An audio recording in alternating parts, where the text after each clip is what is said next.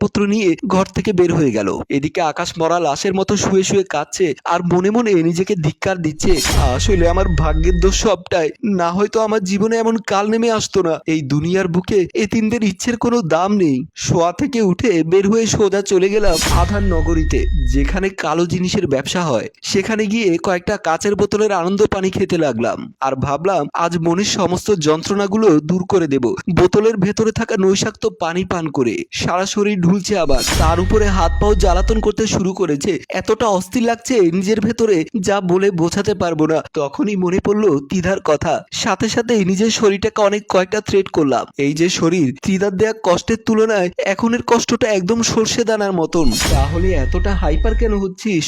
সে কষ্ট যেহেতু সহ্য করতে পেরেছিস, তাহলে এটাও সহ্য করতে পারবি। সারা রাত রঙিন পানি পান করে ওই জায়গায় কাটিয়ে দিলাম। টেবিলের উপরে মাথা রেখে কখন ঘুমিয়ে গেলাম নিজেও জানি না। 3 ঘন্টা